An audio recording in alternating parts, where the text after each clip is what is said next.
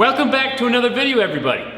In this video, we're gonna go ahead and paint the engine bay and the front wheel wells of the all-wheel drive Rally Miata. Now for that, we have two products. Number one, Duraback, and number two, Duraback. Now, if you don't remember, Duraback is a flexible coating that is resistant to abrasion, chemicals, heat, fresh and salt water, UV rays, and corrosion.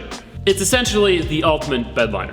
That's the easy way to explain it. Here we have white Duraback, white smooth Duraback. This will be used on the inside of the engine bay. This looks really good. It looks like paint, but it's much stronger. And then this is textured black. It looks like an undercoat, and we'll use this in the wheel wells. So all of this is going to be white, and all of this under here will be textured black. In order to get the Duraback to adhere well and last and look as good as it's supposed to, we have to do a couple things. Number one, we have to scuff everything with 40 grit sandpaper. 40 grit will get some good grooves and everything, which will help the Duraback to adhere. And I'll also get some Scotch-Brite to get all the glossiness off. After that, we clean everything, and then we apply primer on the bare metal surfaces. So that's pretty much all of the bars and on the galvanized steel where we had to grind the galvanization off. Places that have the old paint from the engine bay, for instance, or the galvanization, they don't need the primer. The primer is only to help with corrosion. So if it's already got paint on it or galvanization, you don't need that. The Duraback will adhere to bare metal just fine. Then we wait for the primer to dry and apply the Duraback. So without any further ado, let's get started. I'm gonna start by removing all the undercoating over there, start scuffing, doing stuff, and yeah.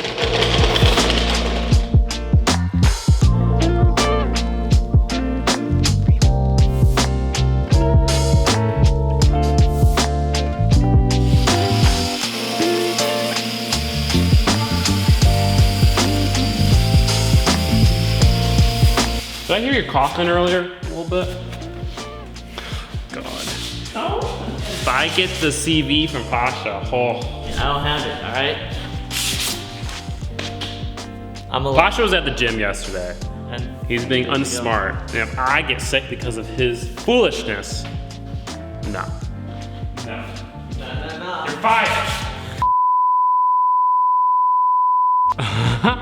Is that what you're talking about? How and there? Yeah, it's literally like in the middle. That's hilarious. You have one line and everything else is there. Oh, We're okay. So now you have just dirty hair. Well, it's very similar to when, like I buzz my hair and then there's just little bits of hair all over there. Yeah, except this is not hair. It's rubber and rust. Yikes. Also, for anyone who's saying, Caleb, why aren't you wearing a mask? all the masks are sold out. Literally everywhere. Amazon, there's no masks available because everyone's buying them for the virus. So when people like us, who actually need them for a job, are stuck without a mask. Yep. Careful. It's frustrating.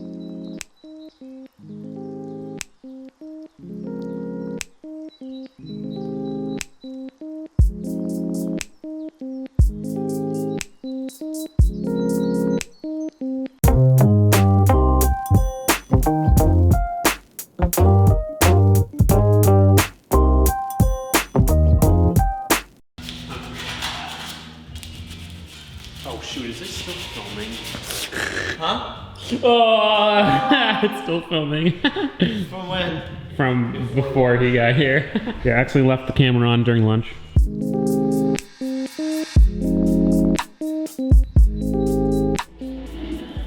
Damn, dude, am I in the Gingium's video? Holy shit, man.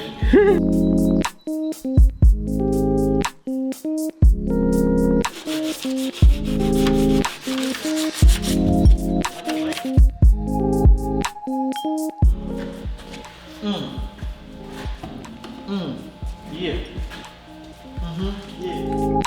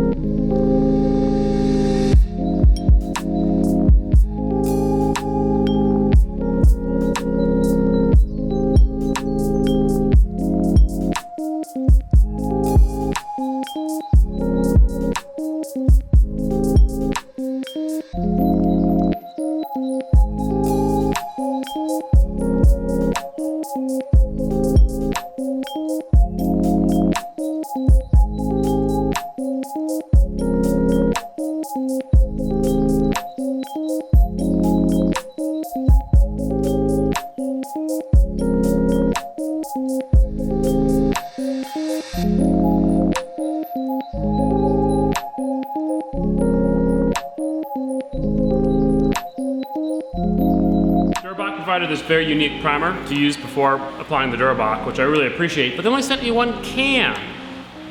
One can is not enough. And I can't get this in the stores, and it's 24 hours before you can top coat. What am I supposed to do now? Damn it.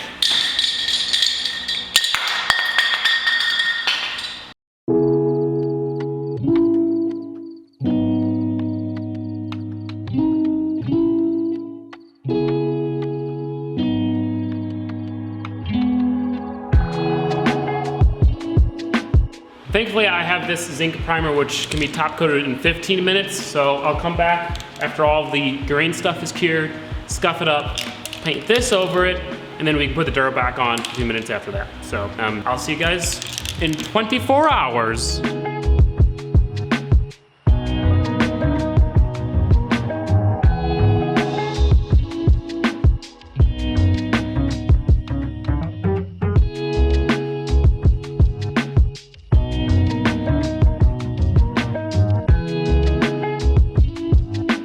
Primer is all sorted. I think that should be more than enough primer to prevent any corrosion and just to make sure the Durabach adheres properly. Looks really good, turned out really well. I went over it with the scuff pad just to make sure there aren't any dry spots or you know, bad things like that, runs. Before we start applying the Durabach, I'm going to paint these front two bars black with just some flat black spray paint. Those two bars are visible from outside the car, and I want all the exterior bars, like the front bash bars and the rear bash bar that we'll eventually make, and the roof bar to all be black. But then the interior bars, like the chassis and the roll cage, to be white. So we'll paint the black first because we don't want to get overspray from the black on the white.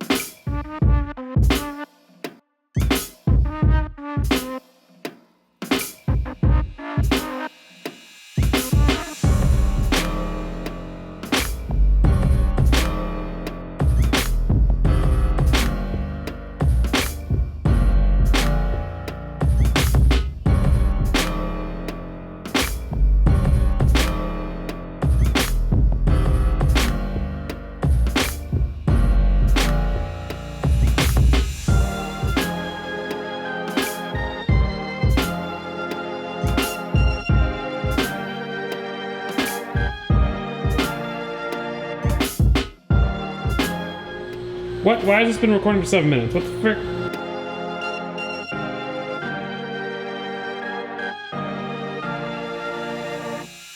I'm hoping it will dry a little bit whiter. It looks like, you know, the stuff around the rim that's dry is whiter, because this is cream. I don't want to paint my cage cream. I want it to be white. I think it will be after it dries. Fingers crossed, because I guess there's really no turning back, is there?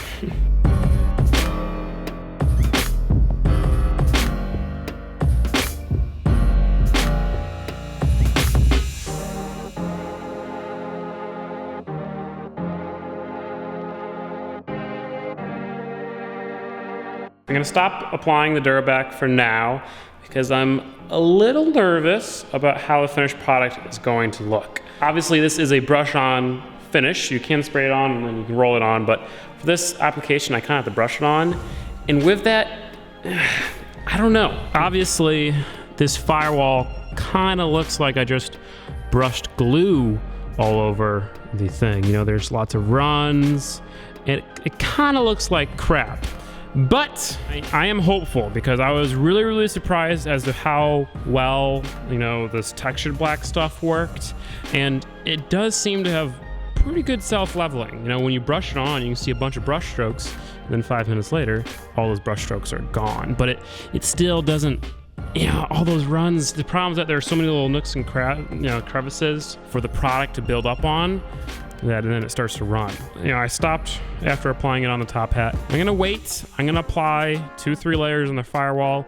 If that turns out decent, then I'll do it to the rest. Otherwise, I don't know what I'm gonna do, because I'm sure this stuff is not easy to remove, but that's all part of the game, you know? I've spent so much time and money on this project, don't wanna ruin it by putting something on that I don't like, so patience is a virtue. It also does appear to be more of a cream than a white. And you know, I asked them, is it white? And they're like, you know, it's not Snow White, but it's like printer paper white. To me, printer paper is really white. They sent me pictures of the white on cars and it looked very white, but does not look nearly as white in person. So, we'll see. I applied another coat last night, let it sit overnight, and here we are. And I'm still not quite satisfied with the results. There are still a decent amount of runs, and it's still not quite opaque in some spots. But here's the thing, this is not the product's fault whatsoever. If I was applying the product on something smooth, like the exterior of a car, a floor, a wall, it would work perfectly. Number one, I could use a roller, so it would roll on. And number two, it wouldn't build up in anywhere, and it would lay nicely. The problem is that there are welds, studs, holes, nuts, all over this engine bay and this tube chassis, and each of those places is a location where the Duraback can kind of build up and then run. No matter how lightly I apply it, as soon as I run into a hole, then the product builds up and then runs over time. It sucks because you can tell the product is really awesome. If you feel it, it's really strong. It won't get scuffed or scratched really easily. And that was the whole reason why I wanted to use it in the first place. But with this specific application, I don't think I'm gonna be able to get it quite as good as I want it to. And that's arguably the most important part on this car is the engine bay. I mean, it's got an EJ, right? So I don't want to mess it up. With that being said, if you guys are interested in Duraback, please check out the description below. I know that probably wasn't the most encouraging thing, but let me tell you, the undercoat is awesome. The smooth stuff is awesome if you're applying it on a smooth surface. It is a really, really awesome product. By far the best bedliner undercoat thing I've ever used, and I've used a lot of different versions of that. So I highly recommend you check them out, link in the description, help support the channel, I appreciate it. Anyway, we're gonna go ahead and grind off all the Duraback that we applied, and then we'll get to just spray painting. And then all the spray paint in a month will be ruined. Oh, well.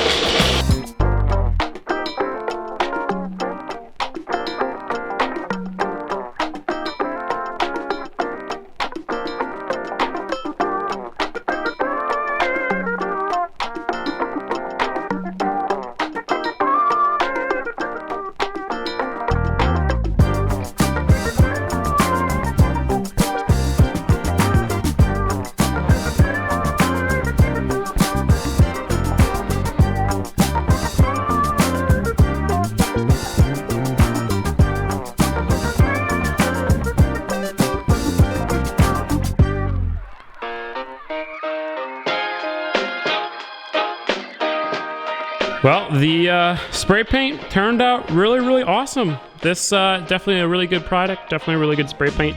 I used Ace brand spray paint, which I don't normally do, but it's got a nice wide tip. A little bit dry in some spots. It's so hard, like applying clear coat. You don't want to apply it too thick because then it'll run, but you don't want to apply it too thin, otherwise it's dry and you can't see it when you apply it because it's clear, so it's difficult, but it's what it is. I got some overspray down there and down there, so we're gonna go over all the stuff we got overspray with the bedliner again, and then she's done. I'm also taking some time to paint some of the little stuff in the engine bay that will go back in a couple videos.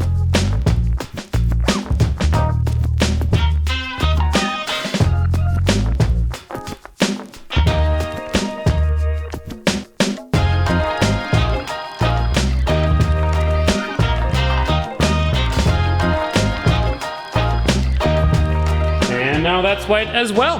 Everything is going really well, but I think that's pretty much going to be it for this video. I'm really happy with the way everything turned out. The white, in my opinion, is really awesome. I love white. A lot of you guys are probably asking yourself, why white? It's an off-road car. White's gonna get destroyed, and you're right. There's a couple reasons. Number one, I just like white engine bays. I had it on the RX-7, and I just loved it so much. That was with Nardo Gray. Well, I really liked it. I think part of it makes the engine stand out more when everything else is white. And that's gonna be perfect because everything's about the engine in this car. The other thing is that Subaru rally cars, a lot of them have World Rally Blue, obviously, with white cages and white accents. So that's why I wanted to do that. It does look a little funky right now since there's only white right here. Once the cage is finished and painted white and the white is going throughout the entire car, I think it's gonna look really awesome. And then we'll have white calipers and white accents throughout, as well as black accents. So, yep.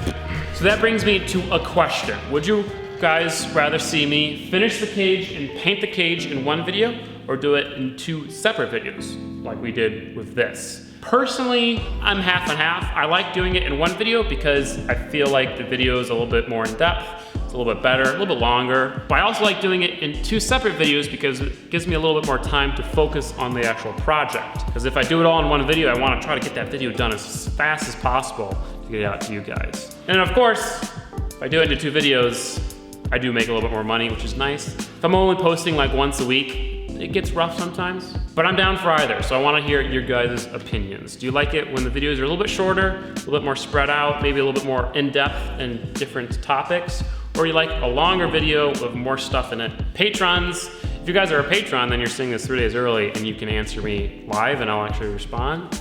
Otherwise, you guys are a little late, but I'll appreciate the input either way. Either way, in the next video, we're either finishing the cage and painting it, or just finishing the cage. And either way, that video is live on Patreon right now. So if you wanna go watch that video, you can go over there Patreon, become a patron. Otherwise, thank you guys so much for watching. Thank you so much for supporting the build.